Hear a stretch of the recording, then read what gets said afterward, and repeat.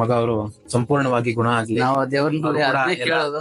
ಎಲ್ಲ ಮಕ್ಕಳಂತೆ ಬೇರೆ ಆಗ್ಲಿ ಏನು ಅಂತ ಕೇಳಲ್ಲ. ರಾಯರ್ನ ಕೇಳ್ಕೊತೀವಿ. ಇರೋದ್ರಲ್ಲಿ ದೇವ್ರು ಕೊಟ್ಟಿದೆ ಊಟಕ್ಕೂ ಬಟ್ಟೆಗೆ. ಹೌದು. ನಾವ್ ಇನ್ನೇನ್ ಕೇಳೋಣ.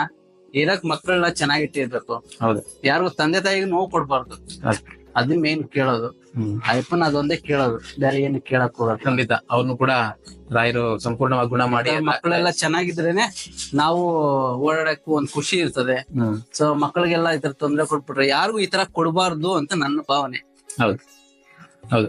ಅಲ್ಲ, ಮಕ್ಕಳಿದ್ದವ್ರಿಗೆ ಮಕ್ಕಳಿದ್ದವ್ರಿಗೆ ಮಕ್ಕಳಿಲ್ಲ ಅಂತ ಚಿಂತೆ, ಮಕ್ಕಳಿದ್ದವ್ರಿಗೆ ಅವರು ಸರಿಯಾಗಿ ನಡೆಯಲಿಲ್ಲ ಅನ್ನೋ ಚಿಂತೆ. ಸೊ ಈ ತರ ಆರೋಗ್ಯ ಅದು ಇನ್ನೂ ಕಷ್ಟ ಆಗುತ್ತೆ ನಮ್ಗೆ. ಕಷ್ಟ ಆಗುತ್ತೆ. ಸೊ ಅಂತದನ್ನ ಸಹಿಸ್ಕೊಂಡು ನೀವು ಪ್ರಾರ್ಥನೆ ರಾಯರು ಮುಗಿಸಿದಿರಾ, ಹಂತವಾಗಿ ನಿಮ್ಗೆ ಗುಣ ಆಗುತ್ತೆ ಅಂತ ರಾಯರ ಮೂಲಕ ಕೇಳ್ಕೊಂತೇನೆ. ಸೊ ಒಳ್ಳೇದಾಗ್ಲಿ ಸರ್.